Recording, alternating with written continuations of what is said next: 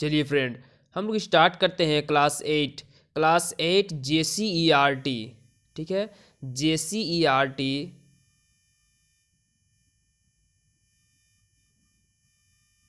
JCERT ठीक है, JCERT class 8।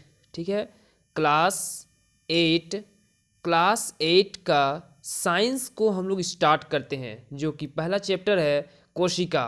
कोशिका यानी कि सेल। ठीक है, कोशिका को किस किस सेल से किस किस चीज़ों से बनाया गया है, ये हम लोग पढ़ने वाले हैं। ठीक है, सी से सेल।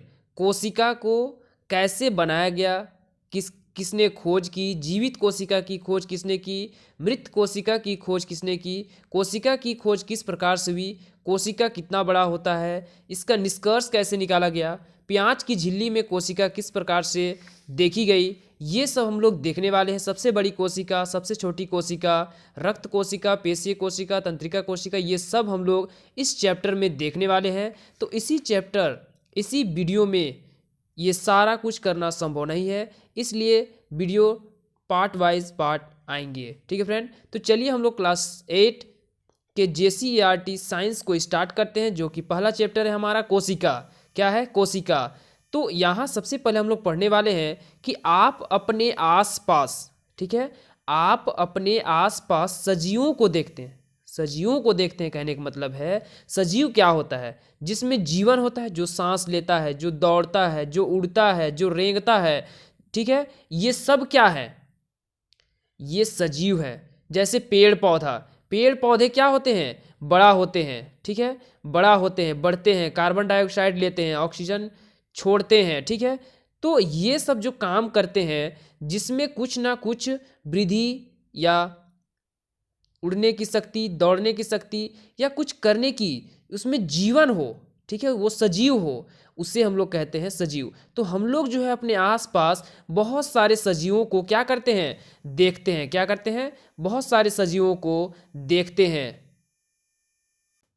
जैसे पेड़ पौधे। ठीक है, जैसे आप यहाँ देख सकते हैं कि ये सजीव है। ठीक है, ये जितने भी जंगल है, ठीक है, पेड़ पौधे हैं, घास है, ये सब क्या है? ये सारे सजीव हैं। ठीक है, रेंगते हुए कीड़े, रेंगते हुए कीड़े, उड़ते हुए पक्षी, तो उड़ते हुए पक्षी भी सजीव है। ठीक है, उड़ते हुए पक्षी, ठीक है, जानवर, ये सब आप देखते हैं, ये सब क्या है? सजीव है। क्या है? सजीव है। तो आप जो है इसे अच्छी तरह से देख सकते हैं। तो आप अपने आसपास सजीवों को देखते हैं। ठीक है, सजीवों को देखते हैं जिसमें जीवन होता है। ठीक है, सजीवों को देखते हैं, जैसे पेड़ पौधे। ठीक है, पेड़ पौधे, जीव जंतु, कीड़े मकोड़े, पशु पक्षी, मित्र, अपने मित्र को भी देखते हैं। तो आपके मित्र भी क्या है? सजीव हैं। क्या है? सजीव हैं। तो इन सारी चीज़ों को हम लोग अपने आस देखते हैं। तो इसी को कहा जा रहा है कि आप अपने आसपास सजीवों को देखते हैं, पेड़ पौधे, घास में रेंगते हुए कीड़े, पशु पक्षी, अपने मित्र इत्यादि को देखते हैं।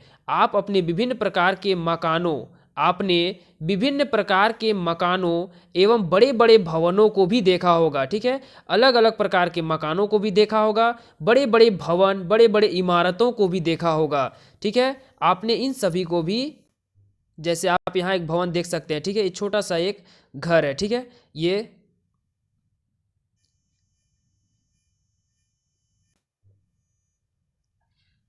आप सभी जानते हैं कि मकान मकान की दीवारें ईंटों को एक दूसरे से जोड़कर बनाई जाती है। ठीक है, आप सभी लोग जानते हैं कि घर को कैसे बनाया जाता है। ठीक है, कैसे बनाया जाता है? आप लोगों ने भी घर बनवाए होंगे। ठीक है, आप लोगों ने बहुत ही अच्छे से आप लोगों ने देखा होगा कि घर को किस प्रकार से निर्माण किया जाता है। ठीक है, सबसे पहले अब तो होता है कि सीमेंट, बालू, गिट्टी, ईंट, इन सभी से घर का निर्माण होता है। ठीक है, लेकिन आप सिर्फ एक बात का ध्यान रखिए कि ईंट, ठीक है, ईंट, एक एक ईंट करके, ठीक है, एक एक ईंट मिल करके पूरे दीवार का निर्माण होती है। ठीक है, एक एक ईंट मिल करके, ठीक है, यहाँ आप देख सकते हैं कि कई ईंट मिलकर, ठीक है, कई ईंटें मिल करके एक पूरे दीवार का निर्माण होता है। क्या होता है? एक पूरे दीवार का निर्माण होता है। ठीक है, कई ईंटें। ठीक है, यानी कि हम लोग जो है पूरा घर बन जाता है, जब प्लस्तर हो जाता है इस पे, तो क्या हम लोग, ठीक है,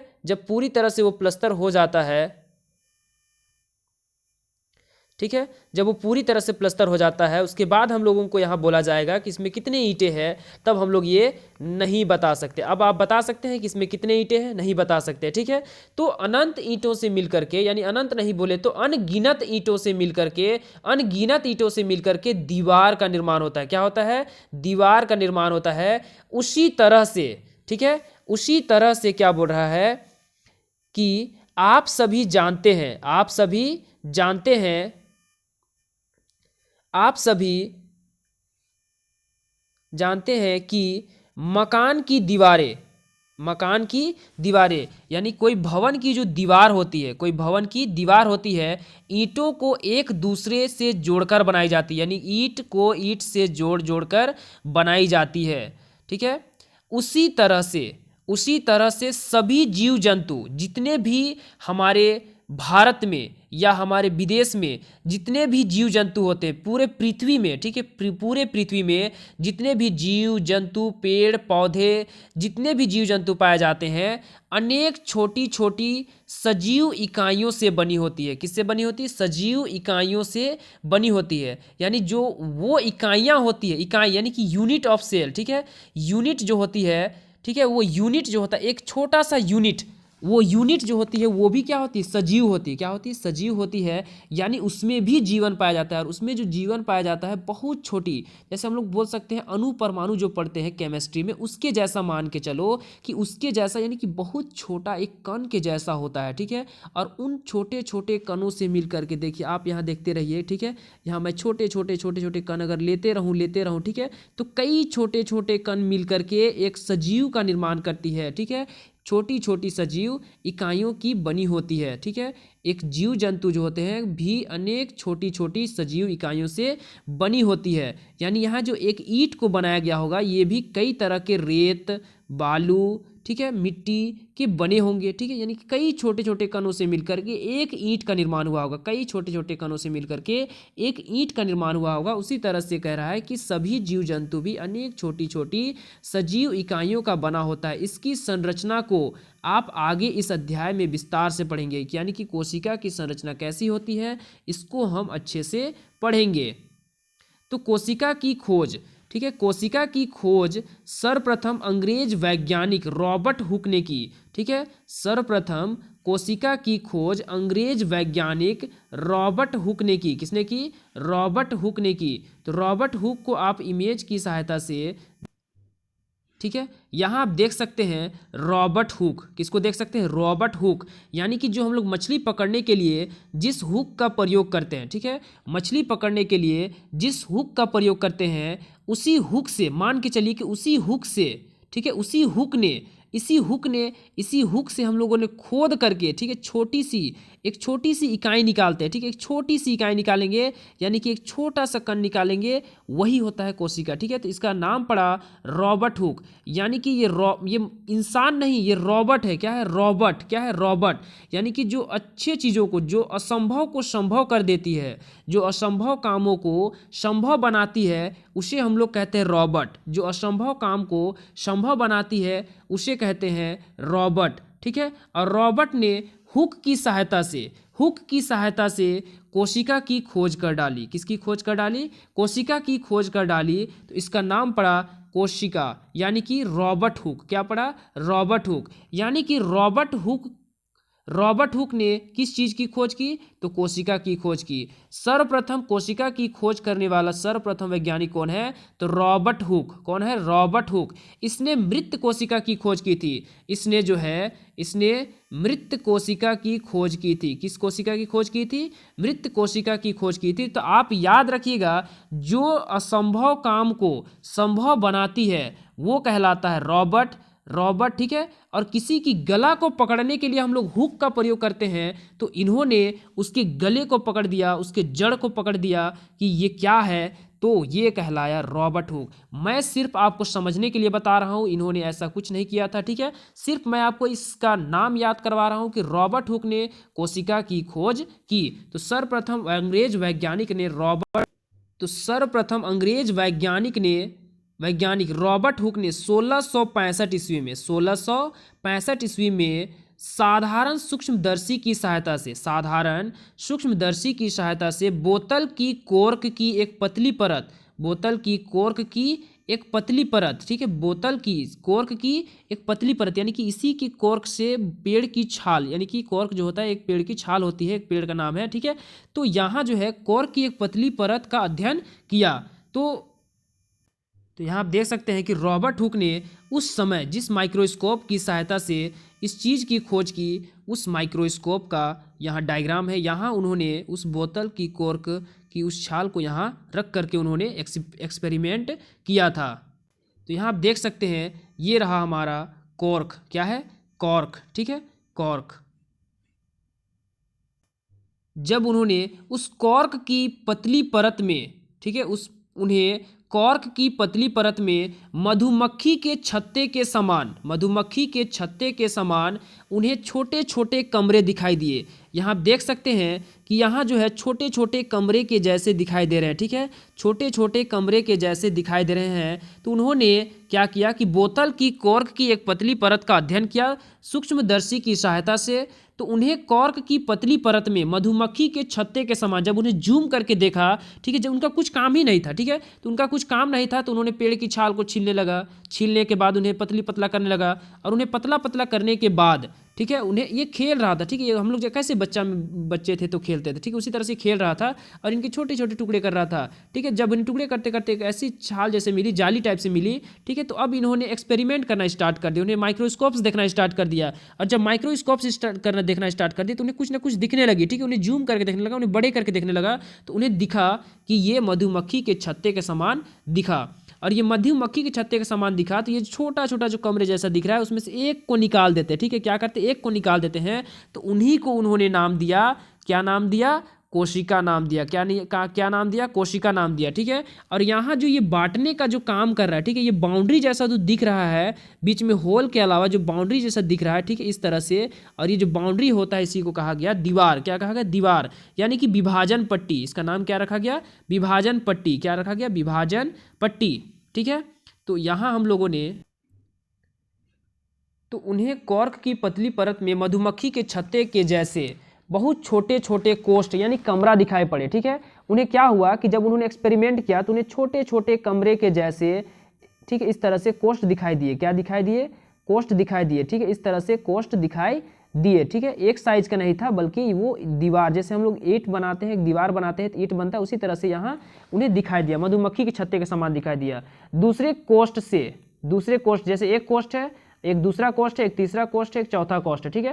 तो ये एक कोष्ठ दूसरे कोष्ठ को अलग करने वाला जो दीवार है ये वाला, उसको क्या कहा जाता है, विभाजन पट्टी, ठीक है, द्वारा अलग किया जाता है। इन्होंने प्रत्येक कोष्ठ का नाम, जैसे एक कोष्ठ का नाम दिया उन्होंने क्या, कोशिका, यानी कि सेल का नाम दिया, किस चीज का नाम दिया, सेल का नाम दिया। तो यहाँ भी इमेज दिया हुआ है मधुमक्खी के छत्ते के समान, ठीक है, जिसको कॉर्क कोशिकाएं कहते हैं, ठीक है, कॉर्क कोशिकाएं कहते हैं। और इन्होंने मृत कोशिका की खोज की थी। तो सबसे पहले मृत कोशिका की खोज किसने की थी, रॉबर्ट, याद करना रॉबर्ट, ठीक है, रॉबर्ट ने किस चीज से इसकी खोज की थी, हुक से। तो रॉबर्ट हुक, क्या हो जाएगा, रॉबर्ट हुक। रॉबर्ट हुक का आप इमेज देख सकते हैं, ये हुक रॉबर्ट जैसा ही दिख रहा है और इसका हुक भी, इसका हुक जैसा भी दिख रहा है, ठीक है, यानी कि रॉबर्ट जैसा ही दिख रहा है, ठीक है। इसका बाल देखिए, ठीक है, इसका पहनावा ओढ़ावा देखिए, ठीक है, इनका स्टाइल देखिए। तो ये है रॉबर्ट, ठीक है, क्या है, रॉबर्ट, जिसका स्टाइल ही अलग हो वो होता है रॉबर्ट। हम लोग की स्टाइल कहाँ होती है ना, हम लोग की तो बाल अब बीच से उड़ा दिया जाता है, ठीक है। अब तो बाल ऐसे कटाया जाता है कि कहना ही नहीं है, ठीक है। यहाँ बीच में बाल को हटा दिया जाता है, साइड साइड में बाल रखा जाता है, मतलब हीरो है, ठीक है, तब हीरो कहलाएगा, ऐसे थोड़ी हीरो कहलाता है। अब यहाँ आप हम लोग देखते हैं कि अधिक आवर्धन क्षमता वाले, अधिक आवर्धन क्षमता वाले, अधिक आवर्धन, आवर्धन मतलब होता है कि बड़ा करना, जैसे छोटे चीज़ों को बड़ा करना। अब ये आपको ईंट छोटा छोटा दिख रहा है, अभी आपको छोटा छोटा दिख रहा है, ठीक है, अभी आपको बड़ा बड़ा दिखने लगेगा, ठीक है। अभी ये ईंट आपको छोटा छोटा दिख रहा है, ये देखिए, ये देखिए, अधिक आवर्धन हो रहा है ना, ये आवर्धन क्षमता इसकी बढ़ रही है, यानी कि इसको हम लोग जूम करके देख रहे हैं। तो इस तरह से हम लोग इसको देखें तो क्या हुआ, इस तरह के माइक्रोस्कोप का खोज होने लगा धीरे धीरे, ठीक है, यानी कि हो गया। तो अधिक आवर्धन क्षमता, अधिक आवर्धन क्षमता वाले संवर्धित सूक्ष्मदर्शी की खोज के बाद, यानी कि ज़्यादा जूम कर कर देखने वाला, यानी कि छोटे चीज़ों को बड़ा करके दिखाने वाला संवर्धित सूक्ष्मदर्शी की खोज हो गई। और इसके बाद कोशिकाओं की सूक्ष्म संरचनाओं को, यानी कि कोशिका की जो छोटी छोटी स्ट्रक्चर होती, जो संरचना होती है, का विस्तार से अध्ययन, उसका और भी डीपली अध्ययन, यानी कि उसके अंदर घुस घुस कर अध्ययन करना, पढ़ना, ठीक है। तो अध्ययन करना क्या हो गया, आसान हो गया। यानी अच्छे इंस्ट्रूमेंट का जब आविष्कार होने लगा, अच्छे सूक्ष्मदर्शी का आविष्कार हो गया, यानी कि और बड़ा करके जूम करके अगर दिखाया जाने लगा, तो कोशिका की खोज करना क्या हो गया, और आसान हो गया। इन्हें भी जानिए, इन्हें भी जानना है कि कोशिका जो है, कोशिका अंग्रेजी शब्द, कोशिका का अंग्रेजी शब्द क्या होता है, सेल। क्या होता है, सेल। और सेल जो है वो शब्द लैटिन भाषा के शब्द, ठीक है, जैसे हिंदी भाषा होता है तो हिंदी भाषा के शब्द, जैसे हिंदी भाषा के शब्द, जैसे भारत मान लेते हैं, ठीक है, हिंदी भाषा के शब्द भारत, भारत के नाम पर पड़ा भरत, किसी का नाम पड़ा भरत। तो उसी प्रकार से यहाँ कोशिका जो है, अंग्रेजी शब्द कोशिका को क्या कहते हैं, सेल। तो सेल शब्द लैटिन भाषा के शब्द, लैटिन भाषा के किस शब्द से, सेलुला, सेलुला से लिया गया है। सेलुला, आप यहाँ सेलुला से देख सकते हैं सेल, तो सेलुला से ही तोड़कर बना दिया सेल, जिसका अर्थ होता है एक छोटा कमरा। छोटा कमरा, ये कमरे जैसा ही दिखता है, ठीक है, कमरे जैसा ही सेल होता है, यानी कोशिकाएं होती है, एक छोटे छोटे कमरे के जैसा होती है सेल, ठीक है, कोशिका। तो उसका नाम दिया सेलुला, से बन गया सेल, ठीक है, जो कि एक छोटा कमरा होता है। सेलुला का मतलब क्या होता है, एक छोटा कमरा होता है। अब यहाँ देखते हैं Anton, Anton on Leeuwenhoek, Anton on Leeuwenhoek, इसे आप 10 बार बोलिए तब ये आपको याद होगा और आपका जुबान अच्छे से इसको पढ़ पाएगा, ठीक है। तो Anton on Leeuwenhoek, Anton on Leeuwenhoek, जो कि एक डच वैज्ञानिक था। कौन सा वैज्ञानिक था, डच वैज्ञानिक था, जिन्होंने स्वनिर्मित यानी कि खुद से बनाया हुआ साधारण सूक्ष्मदर्शी, खुद से बनाया हुआ साधारण सूक्ष्मदर्शी द्वारा 1674 ईस्वी में, कब, 1674 ईस्वी में शैवाल, प्रोटोजोआ, बैक्टीरिया इत्यादि में सर्वप्रथम जीवित कोशिका को देखा। जीवित कोशिका को सर्वप्रथम देखने वाला वैज्ञानिक कौन था, Anton on Leeuwenhoek, Anton on Leeuwenhoek, ठीक है। इन्होंने सर्वप्रथम जीवित कोशिका की खोज की। तो यहाँ आप देख सकते हैं, ठीक है, इन्होंने कड़ी मेहनत के बावजूद, ठीक है, इनके पास समय नहीं था, ठीक है। अब आप यहाँ देखिए कि इनका जो एक सूक्ष्मदर्शी था वो देखिए, ठीक है, ये स्वनिर्मित माइक्रोस्कोप था, ठीक है, स्वनिर्मित साधारण सूक्ष्मदर्शी द्वारा 1674 ईस्वी में किसमें इन्होंने एक्सपेरिमेंट किया था, शैवाल, प्रोटोजोआ, बैक्टीरिया, इन सभी में सर्वप्रथम जीवित कोशिका को देखा। तो आइए एक क्रियाकलाप द्वारा प्याज की झिल्ली को सूक्ष्मदर्शी के माध्यम से देखते हैं, ठीक है। तो प्याज की झिल्ली में हम लोग देखते हैं कि कोशिका किस प्रकार से दिखता है, ठीक है। तो ये हम लोग इजी से देख सकते हैं। चलिए मैं इसे अपने से पहले बता देता हूँ कि एक आप प्याज लीजिए, ठीक है, प्याज का जो लाल वाला जो भाग होता है, जिसे हम लोग नहीं खाते, जिसे हम लोग फेंकते हैं, ठीक है, उससे पहले आप उचाड़िए, ठीक है। उसे जब आप उचाड़िएगा तो थोड़ा सा आप इसे कटिंग करके निकाल लीजिए। थोड़ा सा कटिंग करने के बाद उसको थोड़ा सा दबाइए और उसमें जो पतली पतली जो झिल्ली निकलती है, ठीक है, पतली पतली जो झिल्लियाँ निकलती है, एक पतला सा निकलेगा, ठीक है, उसे हम लोग को कैंची की सहायता से या हाथ की सहायता से अच्छे से उसको निकाल लेना है, ठीक है। और निकालने के बाद थोड़ा सा उसको कैंची से काट देना है, ठीक है। काटने के बाद उसे पानी में डुबो देना है। क्या करना है, उसे पानी में डुबो देना है। पानी में डुबोने के बाद उसमें लिक्विड डाल देना है, ठीक है, एक लिक्विड है उसका मैं अभी नाम बताऊँ, उसमें एक लिक्विड डाल देना है, एक कुछ बूंद लिक्विड डालने के बाद, ठीक है, लिक्विड डालने के बाद उसे हम लोग को निकाल लेना है। निकालने के बाद उसे फिर पानी में साफ कर देना है। उसके बाद फिर उसको एक कांच के शीशे में, ठीक है, जिस तरह से हम लोग ब्लड जांच करवाने जाते हैं तो किस तरह से ब्लड को रख के चेक किया जाता है, ठीक है, उसी में रख देना है। उसके बाद फिर उसको उसमें रखने के बाद उसको अच्छे से उसको फैला देना है ताकि वो गोल ना हो जाए, ठीक है, क्योंकि बहुत पतला होता है।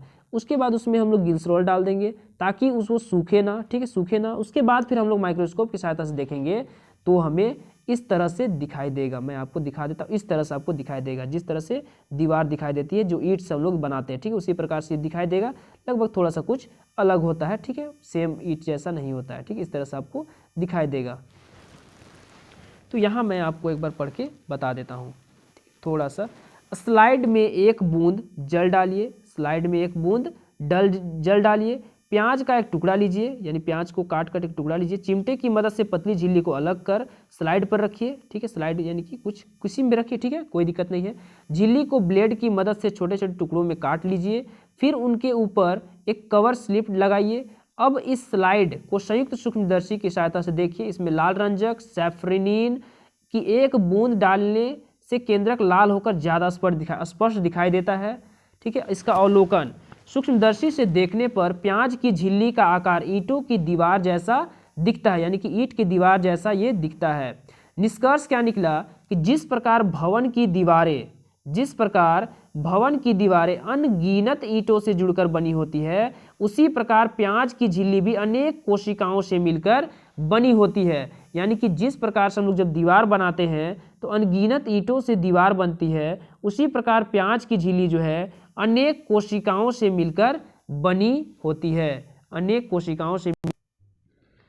अर्थात सभी सजीव, जितने भी सजीव हैं पृथ्वी में, असंख्य सूक्ष्म इकाइयों से बने होते हैं, यानी असंख्य कोशिकाओं से बने होते हैं, जिन्हें कोशिका कहा जाता है, ठीक है। इकाइयों से बने होते हैं, असंख्य यूनिट से बने होते हैं, जिन्हें क्या कहा जाता है, कोशिका कहा जाता है, ठीक है फ्रेंड। तो अब हम लोग जो है यहाँ से, ठीक है, अगले वीडियो में करेंगे। तो वीडियो को यहीं समाप्त करते हैं। Thank you friend.